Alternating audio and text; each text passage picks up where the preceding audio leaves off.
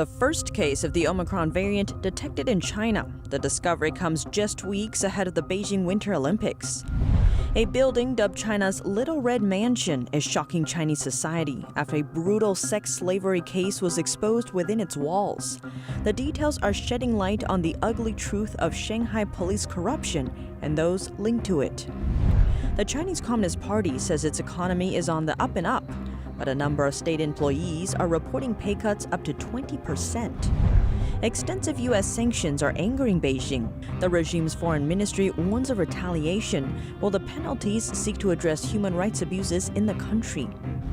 And two longtime allies agree to strengthen their ties. The U.S. and Japan are upping their deterrence and response capabilities, looking to combat tensions in the Indo-Pacific.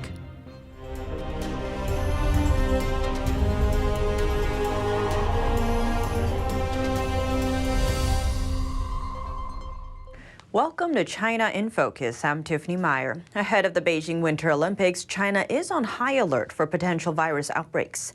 That's as the country detected the first case of the Omicron variant on Monday.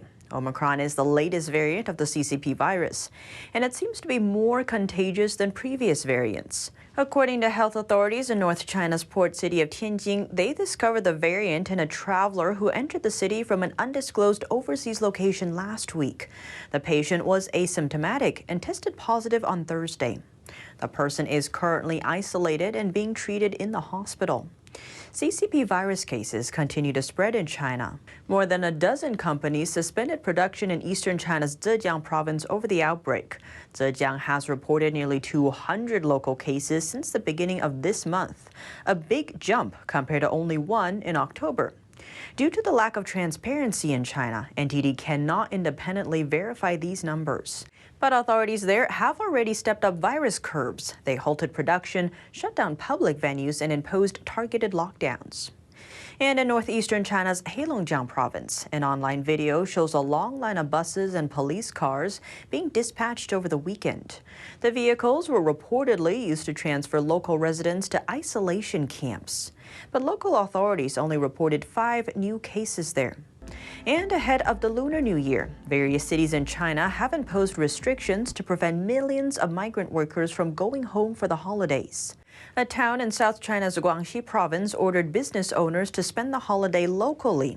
Officials will fine and suspend the businesses that violate the rules. And in a town in North China's Hebei province, all government employees are required to celebrate the holidays locally. We have more updates on the Beijing Winter Olympics. Japan and Estonia could be the latest to join the diplomatic boycott. Over the weekend, a Japanese outlet reported, citing insiders, that senior Japanese officials will likely sit out of the Beijing Olympics. The report adds that a formal decision is likely to come out by the end of the month. And in Northern Europe, the president of Estonia told local media that he will not go to the Chinese capital. He cited political reasons for the decision and added that the neighboring countries would also avoid the games. A Chinese regime spokesperson says in response, quote, "No one cares whether they come or not." For months, human rights groups have called for a boycott of the Beijing Olympics over the CCP's human rights abuses. The U.S. first announced a diplomatic boycott last week. The UK, Australia, and Canada quickly followed.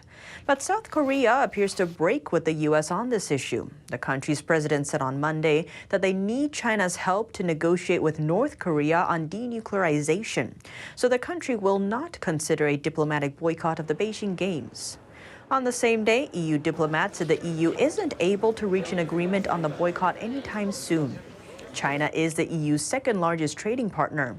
Reuters says the hesitation reflects the EU's bid to find a middle path between the U.S. and China, as world leaders consider the diplomatic boycott. No more genocide games! 2 Tibetan students appeared before the Swiss headquarters of the International Olympic Committee on Saturday. They chained themselves to the Olympic rings to call for an international boycott of the Beijing Games. By awarding China with the genocide games again, the IOC is complicit and saying yes to sports, but no to human rights restoration in China, East Turkestan, Tibet, and Hong Kong. Other demonstrators joined the pair, calling for a boycott of what they called the genocide games. Police started removing the campaigners after 3 hours of protests.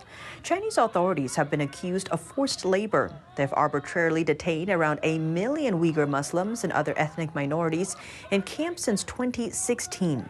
China denies any wrongdoing, saying the camps are vocational training centers to combat extremism. In San Francisco, 15 human rights groups gathered outside of the NBC Sports office to call on the station not to air the 2022 Beijing Winter Olympic Games. For National Human Rights Day, numerous human rights groups gathered outside of the NBC Sports office in San Francisco to urge the station not to air the 2022 Beijing Winter Olympic Games. The groups cited China's long track record of human rights abuses and genocide. And so we ask NBC to stop trying to pretend that sports and the Olympics are divorced from basic moral principles. We want total and complete boycott of the Beijing Olympic Games. I believe that the media is also complicit in their silence about the human rights abuses that are going on at the hands of the Chinese government. The groups thanked the countries that announced a diplomatic boycott of the 2022 Games. One speaker also expressed gratitude to the Women's Tennis Association for their response to the Chinese Communist Party. We also congratulate and say thanks to Women's Tennis Association, WTA, for also announcing and suspending all tournaments and tour in China. The groups also delivered a letter to NBC signed by 200 human rights groups calling on the station not to air the Beijing Olympic Games. After gathering in front of NBC, the group marched through the city to the Chinese consulate to continue their rally. It's been described as hell on earth, built from the blood and tears of women.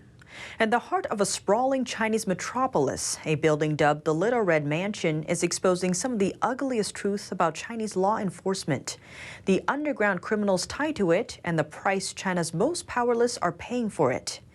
NTD's Penny Zhou has the story. Details about a recently exposed criminal case are shocking the very heart of Chinese society. The case revolves around Zhao Fuqiang, a Shanghai entrepreneur with a dark secret, tying him to the city's sex slavery underground. He was discovered to have raped and enslaved women, holding them captive inside a brothel reserved for the rich and famous, as well as Chinese officials. He bought a building in downtown Shanghai back in 2014 and repurposed it as a venue to offer glitzy bordello experience for high-end clients. It sits just over 200 yards from the district government building.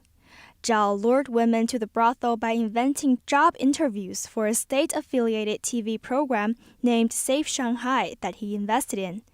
Zhao sometimes raped the women he recruited, beat them, and forced them to sexually service his clients. He also blackmailed and trapped them with threats, saying he'd release videos and photos of the encounters.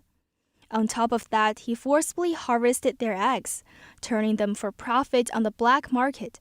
At least one woman became infertile due to botched procedures. Zhao kept expanding his illegal business empire until his arrest in 2019. In total, he made an equivalent of around $150 million over the course of 2 decades. Right before Zhao's arrest, the district's top law enforcement chief met with Zhao in his office, warning him of the impending arrest and persuading him to flee Shanghai immediately. He was later sentenced to a suspended death penalty in September 2020.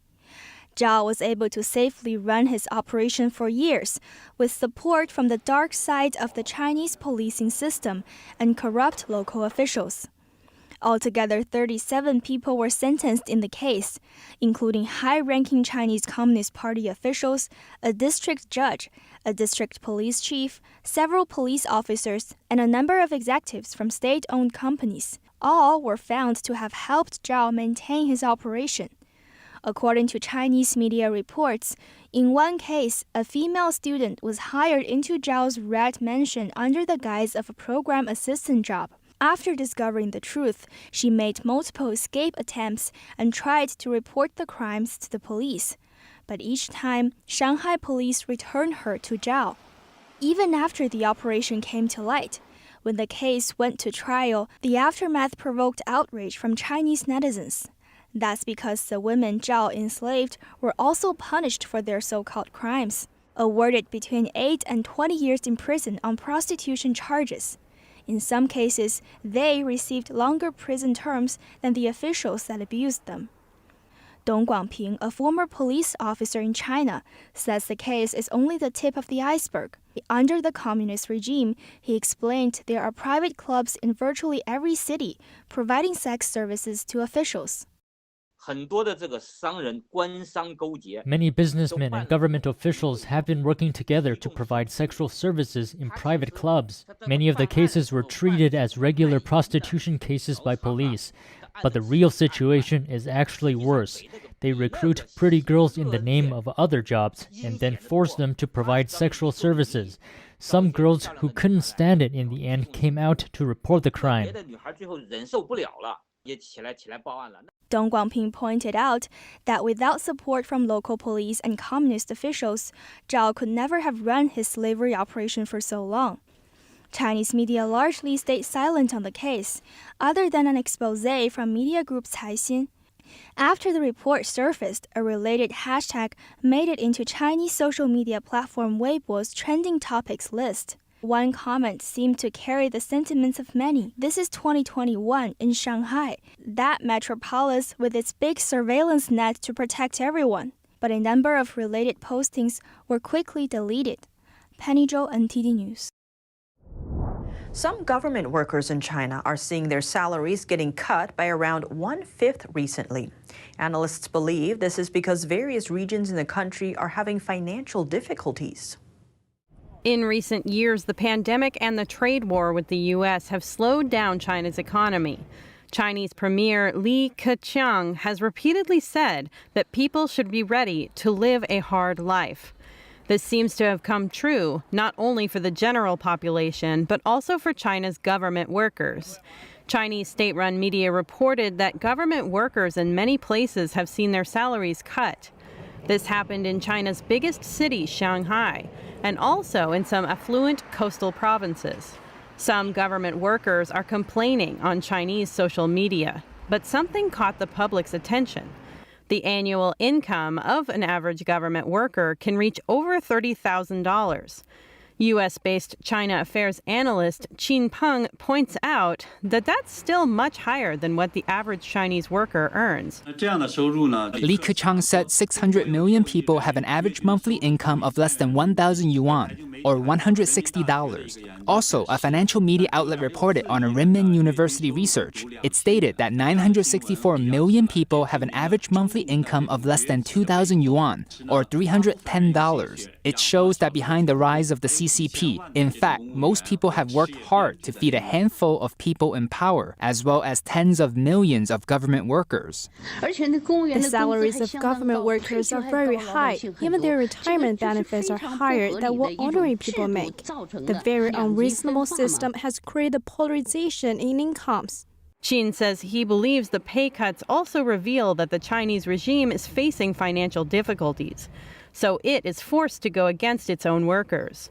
Qin adds that based on what the government workers posted online, the pay cuts range from 15% to 35%. According to official statistics released in August, among all 31 provinces and special municipalities in China, only Shanghai had a fiscal surplus in the first half of the year. In many provinces, the fiscal debt is about $40 billion. Senior Chinese media professional Huang Jinkui shares his insights.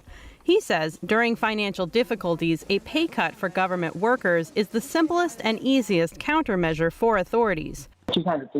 Even if government workers are a bit dissatisfied, at least the jobs are still popular at the moment, so they will not resign. Their government workers will not protest openly, so relatively speaking, this method causes the least trouble.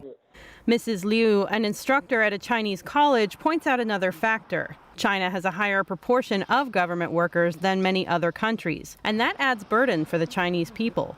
For instance, a county in northwestern China's Shaanxi province has a population of 8,000, but there are 2,000 government workers. That means every 4 taxpayers have to support 1 government worker. This past weekend, top diplomats of the G7 nations met in the UK, and one of the topics dominating their discussion is China. NTD's Penny Zhou brings us more. Top diplomats from the world's 7 richest democracies met in the British city of Liverpool over the weekend. 2 figures not present at the meeting dominated the discussions: Russian President Vladimir Putin and Chinese regime leader Xi Jinping.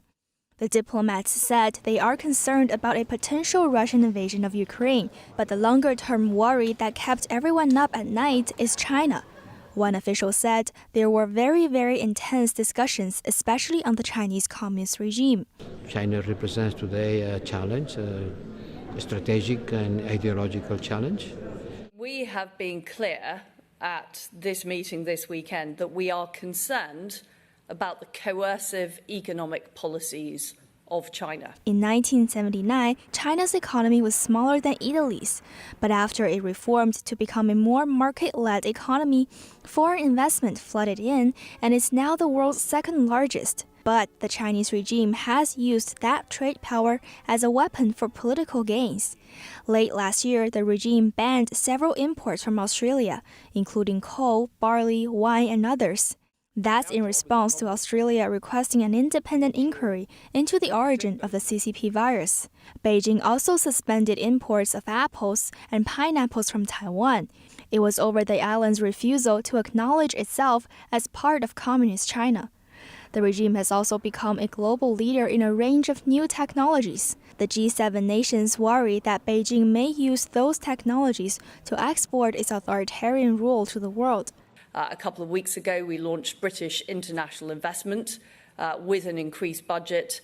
And that is also why we are working with our friends and partners to help shape the future of technology, to make sure that technology is shaped by the free world, particularly standards in areas like artificial intelligence and quantum technology.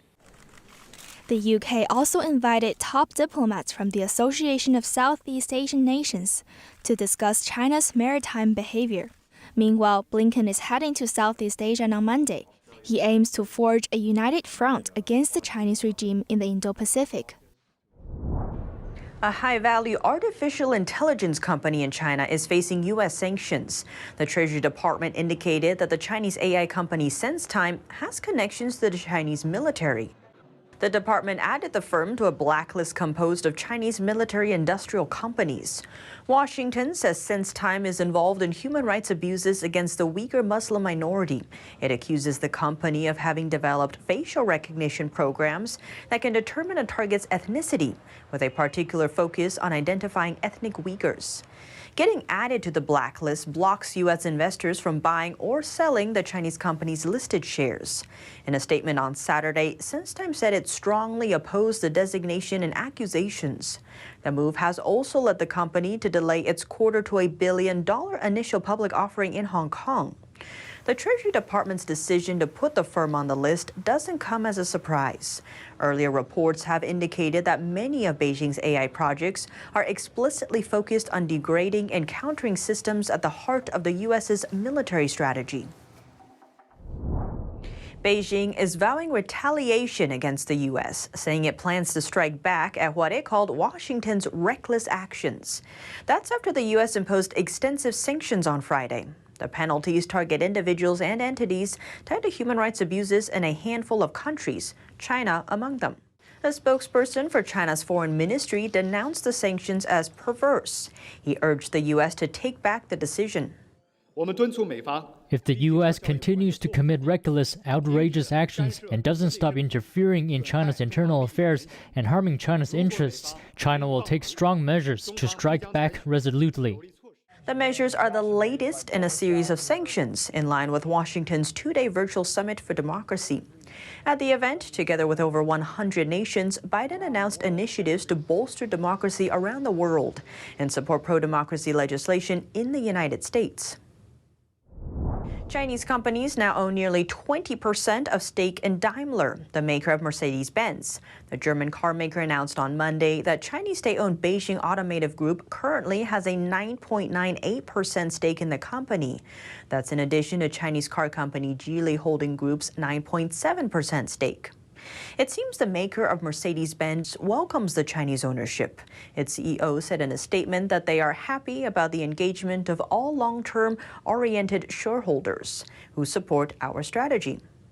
Beijing Automotive Group's stake in Daimler was only 5% before 2019. The Chinese state-owned company has been Daimler's main partner in China for years. The Chinese firm also operates a number of Mercedes-Benz car factories in Beijing. This could be worrying due to the CCP's military-civil fusion policy. Military-civil fusion is a national strategy where the regime uses the private industry to advance China's military. Car factories in China could also turn into manufacturing plants for the military during wartime. During World War II, Nazi Germany converted civilian factories for military use. By 1944, the German economy was almost completely dedicated to manufacturing for the military. A decades-long alliance between nations in the East and West is getting stronger. But I'm just particularly pleased to have the opportunity to go in some greater detail about some of the many issues we're already discussing with the G7, but also where Japan and the United States are working so closely together. The U.S. Secretary of State and Japan's foreign minister are looking to strengthen ties between their two nations. They jointly agreed this weekend on the need to boost the U.S.-Japan alliance, especially amid increasing tensions over Indo-Pacific security. The two diplomats met on Friday during the G7 summit in Liverpool. A Japanese government official told reporters there that in light of the increasingly severe security environment in the region, the ministers agreed it is indispensable to boost the deterrence and response capabilities of the Japan-U.S. alliance. Following those statements, Japan's prime minister said on Monday that he plans to fundamentally strengthen Japan's defense standing. That means developing the ability to strike enemy military bases. The statement seems to come in tandem with China's military buildup and North Korea's nuclear program development. Japan is beginning to bring its military power into the spotlight, following recent Chinese military activities near the island's territory. Japanese troops recently carrying out military exercises involving around 1,300 members of its ground self-defense force. Japan rarely allows foreign media to observe its military exercises, but this time the operations were left open for foreign journalists. The drill was held just a week after Japan completed a naval drill with the U.S., an exercise that involved dozens of warships and aircraft. Australia and South Korea signed a $720 million defense deal on Monday. This as South Korean President Moon Jae-in became the first foreign leader to visit Canberra since the pandemic began. The contract that we've signed today, I think, speaks volumes about what we believe are the capabilities of the Korean defence industry. The deal signed between South Korea and Australia on Monday is worth about $1 billion Australian dollars. It's the largest defense contract struck between Australia and an Asian nation. It will allow South Korean defense company Hanwha to provide Australia with 30 self-propelled howitzer artillery weapons, 15 ammunition supply vehicles, and radars to detect enemy artillery. Korea and Australia uphold the same values, and our position in terms of the geopolitical situation, we are like-minded. The defense deal comes at a time that Canberra is trying to push back on Beijing's expansion and coercion. But Moon said that the relationship with China is important for South Korea, as it needs Beijing's help to enable denuclearization of North Korea. He added that South Korea is not considering a boycott of the Beijing Winter Olympics. At the press conference, Moon also mentioned the proposed end of war declaration on the Korean peninsula. And the relevant parties to this declaration would be the United States, China, and Republic of Korea, and North Korea. And I believe in principle everybody agrees to the declaration. But he added that negotiations with North Korea had stalled over Pyongyang's precondition for the U.S. to withdraw its so-called hostile policy against the North. Morrison warned that the peace process must not come at the cost of unacceptable compromises with North Korea. It must come in a way that actually enhances stability, that enhances freedom, not seeks to lock in negative consequences in the longer term. It's reported that Moon may want to talk to North Korea on a summit level during Beijing's Olympics. But with the U.S. leading many partners to boycott the Games, Moon was stuck in the middle. And that's all for today's China in Focus. Thanks for watching and see you tomorrow.